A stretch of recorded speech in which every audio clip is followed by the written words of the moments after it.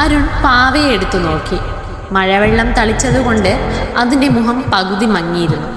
പക്ഷെ അതിൻ്റെ കണ്ണുകൾ, അതെ അതെ, ആ കണ്ണുകൾ അവൻ എവിടെയോ കണ്ടിട്ടുണ്ട്.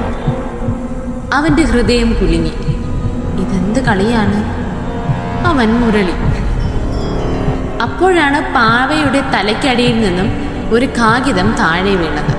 അത് തുറന്നപ്പോൾ അകത്തൊരെഴുത്ത്. നീ എനിക്ക് തന്ന വാഗ്ദാനം മറന്നു അരുണേ. അവൻ്റെ കൈകൾ വിറച്ചു തുടങ്ങി. അത് അവളുടെ കൈയെഴുത്തായിരുന്നു. മീരയുടെ.